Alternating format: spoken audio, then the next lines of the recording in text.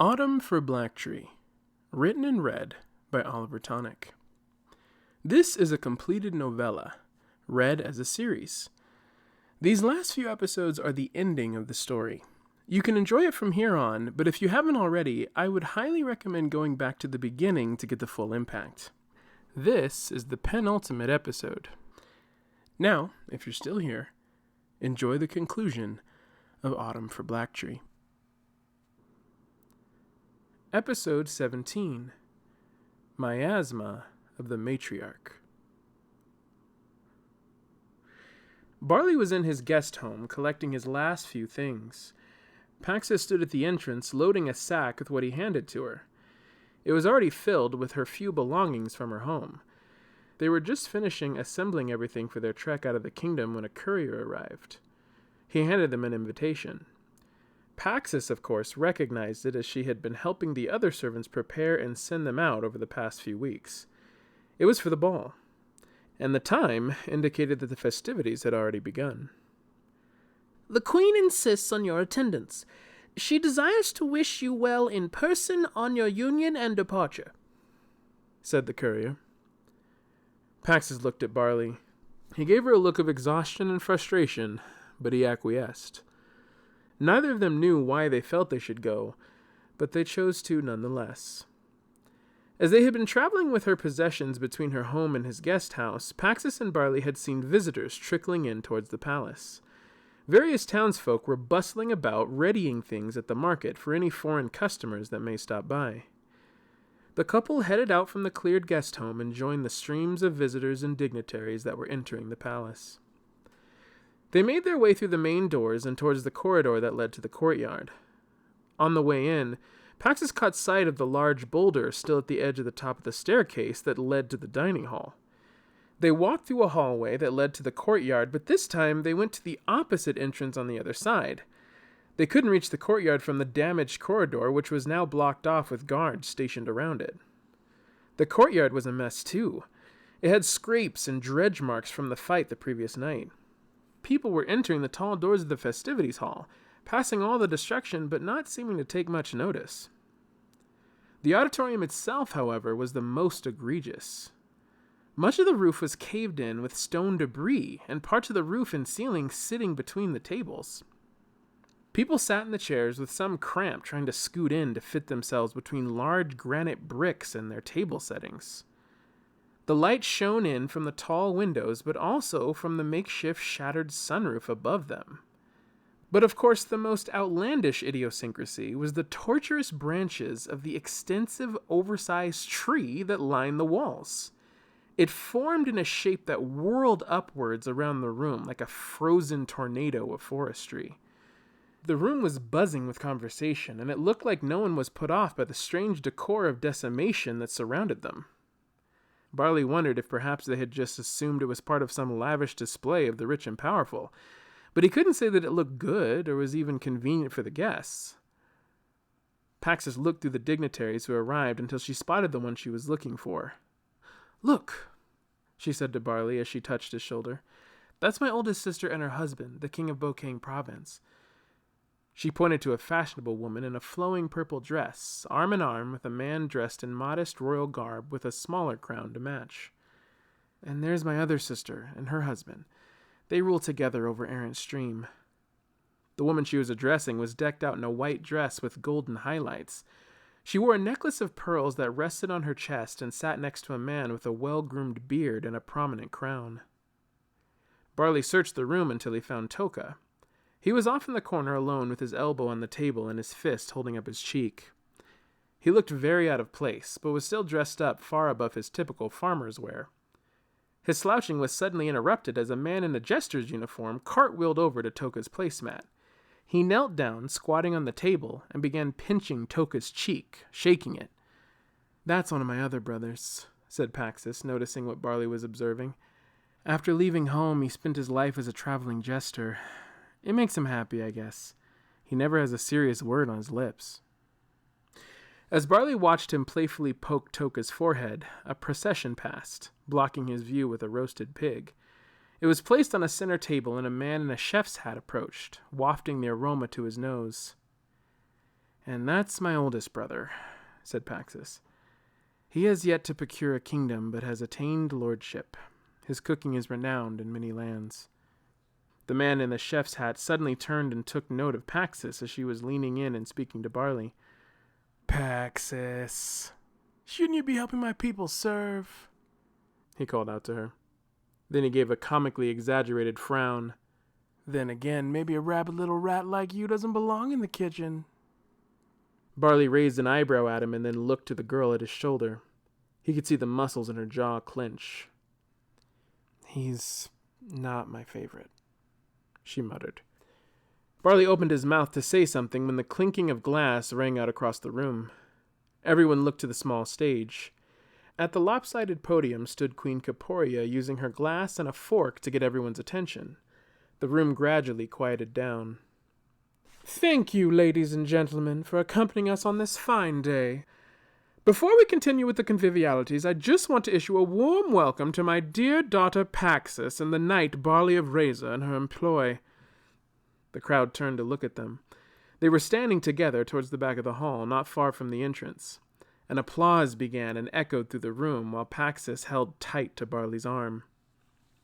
"You know, when Barley came here, saying he was working for my daughter," she continued, "I thought there was no way he could take care of the problem we had had for years. But lo and behold, he came up with a very unique way to get rid of our monster." She stopped and brightly chuckled as she looked at him across the room. His eyes were set on her. She smirked at him. "I guess some people really do become married to their work." He blinked slowly at her as his nose flared. Caporia looked out at the rest of the crowd. "You know, I had party gifts for everyone that I had simply slaved over, but there was an incident, and unfortunately I don't have them ready like I'd hoped." She was pouting now, almost with her bottom lip out. "Unless—" She looked around. "Farron, sweetie, can you come out here, please?" Paxis and Barley realized they hadn't seen the king yet and wondered where he was. From a room at the back of the hall behind the stage came a worn Farron, dragging his feet across the hard floor. He was covered head to toe in little off-white mushrooms. He was a difficult thing to behold. Paxis spotted her little brother perk up when he saw him. The king's men went down to help him the rest of the way to the podium because he looked like he could hardly walk. The queen stood him in front of her and put her arms on his mushroom-infested shoulders. Before they could comprehend what was happening, Paxis and Barley watched as her delicate hands became immense claws.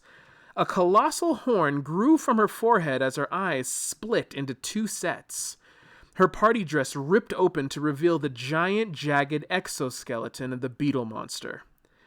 Under the weight of her giant arms, King Farron collapsed onto the floor of the stage. She used her jagged teeth to scrape Pelodius from the king's back. She lapped them up with greed, grinding them in her outset teeth and forming a chunky white paste at the sides of her mouth. Ripples of fear went through the crowd that manifested like a shiver up their spines. Tension could be felt in the room, but before anyone could scream, the beetle Caporia lifted her head and sprayed a cloud of green smoke into the air.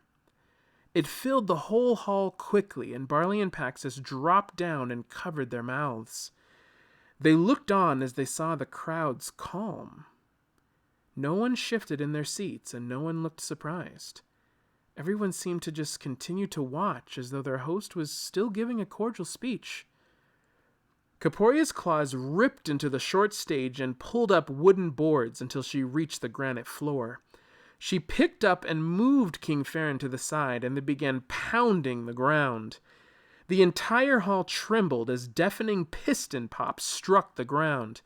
The plates on the tables were vibrating from their place, and the cups and goblets on the place setting spilled. A few people tended to their falling drinks, but continued to watch the terrifying display as if it were a typical event. Granite pieces flew up as the ground broke apart. Soon a hole was in the floor, and Caporia was digging up chunks so that a large patch of dirt could be seen. Once the stones were moved, she grabbed Farron and slammed him with some force into the bare ground. There was silence for a moment as the Beetle Queen looked deep into Farron's horrified eyes. Then a booming cry rang out from the creature, directed right into Farron's face. He grimaced as his mushrooms grew bigger and bigger. Barley was trying to get a closer look due to the distance, but was still coughing from the fumes. As he did, he noticed the people Paxis had pointed out as her siblings were particularly attentive. On them was beginning to grow little white growths as well. He thought his eyes may be deceiving him, but clear as day he could see these were indeed pelodious mushrooms growing from them as well. It seemed the more severe the abuse Farron received, the more their mushrooms grew. Her unnatural voice called out from the broken stage. The Queen calls all others with the royal benefaction to come forth and receive their gifts. The words gurgled from the throat of the beetle. One by one, all the siblings, save for Toka, came before the monstrous queen. They lined up single file, and to Barley's dismay, he saw a few more than just the siblings approach her. The royal servants began crowding around the hole that the king was being held down in. Using her other free claw, she began snipping something off of him. The queen leaned forward, and with her smaller appendages, she pulled up large, multi-headed mushroom fruitage. They each had 5 heads and almost looked like a floppy hand. As the servants brought posts to hang them on, Barley recognized them finally to be the mushroom scarecrows. The ones before had been clothed, and the gifted ones decorated to look like a person with 2 arms, 2 legs, and a head. He could see them now for what they were. Strange, gangly things with a thick center that held the offshoots together. A line was created where the queen snipped them off of the king, handed them to the servants to then put them on posts, and handed them out to the visitors. Barley understood. This was how the mushrooms were shipped to other kingdoms. The scarecrows were to be posted, and the ones who were infected with the ability to grow them must have had their own thrones with their own fungal network that linked to them. This way, the queen would have power in whatever kingdom complied with her. She could manipulate the populace in other lands and never have to be revealed. This was a subtle takeover, rather than a hostile one, but one where her signature brand of suffering was spread nonetheless. "Let's go," he said softly. He looked to Paxis, who had a look of bewilderment and heartbreak on her face. She didn't respond, but only kept on holding back a cough and gazing at the evil display before them. Barley walked to her and took her hand. He led her out of the hall. Just before they reached the doors, Paxis watched as Kaporia looked right at her with her deep maroon eyes in quadruple. She continued her flow of handing out her pernicious gifts. Even with her sharp teeth outset without lips, she knew she was smiling at her. They stumbled into the courtyard, still coughing. Barley saw her cheeks wet and her face full of hate. Then a look of defeat washed over her. "Tell me," he said to her. When I saw her change last night, I was scared and shocked, and yet it seemed so familiar. It's like I knew already." She trailed off. Barley kept listening and waiting. "And when you said you found another monster in the fields, that idea felt so right to me. I didn't even know why at the time." She wiped her tears away, thinking she was going to stop crying. Then the futility of it manifested as she burst again. "And looking at them in there, I wondered how many times I had seen her that way and forgotten. I don't know how much the green smoke made me forget. I know the cough got worse over time. I don't know how long I've been immune, or even how immune I am now." She buried her face in her hands and her hair draped over them. "I'm afraid I don't know who I am." Barley watched her cry. A tear rolled down his face. He wrapped his arms around her and let his own tears wet her hair. They stayed like that for a time before he released her. "I know who you are," he whispered. She looked up into his chestnut eyes. "We'll figure out the rest together," he said. One of the tall double doors to the hall creaked open behind them, and out hobbled someone suffering from the green cough. He was arched over, and then he collapsed just as the door closed behind him. Paxis jumped up and ran to him, kneeling down. "Toka!" She turned him over and saw that he looked dazed as she rubbed his face. "What was that?" His question was breathy as he choked. His eyes were glazed over. Paxis kept tapping his cheek gently to keep him from passing out. "Come on, stay with me." Toka came to and smiled up at his sister's gentle face. "You've always been so pretty." Paxis glowed back at him. He was the only one of her family that was never shy about compliments.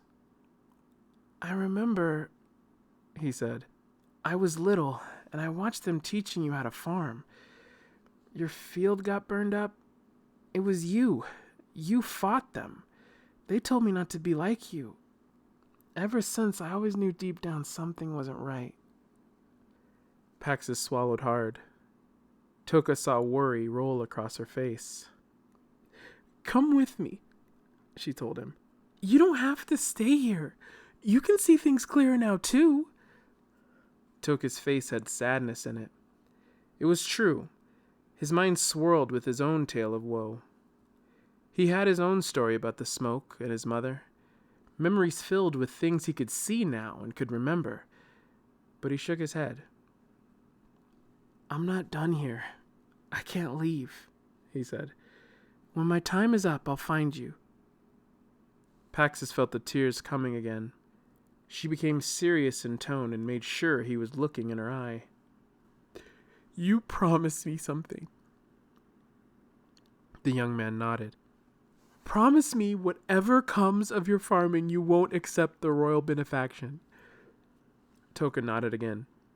"You swear to me." "I swear," he whispered. Paxis lifted him up and squeezed him tight.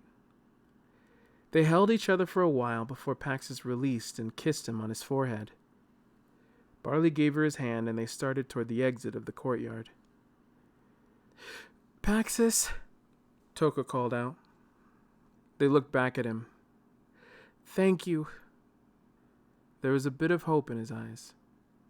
"Thank you for trying to show me how to not give in, to try to do what's right." Pax's face broke up. "I'll see you out there in the world," he said. "Someday." She gave him an earnest attempt at a smile through the pain in her expression before she turned and left the palace. Hey guys, it's Oliver. Thank you so much for coming to my little corner of the internet to give me a listen. Give me a like if you enjoyed and subscribe if you want to hear more of this or any of my upcoming stories I have in the works. I also have a Patreon. Your support helps me out a lot. The next episode is number 18, the final episode. It's up now, so go check it out.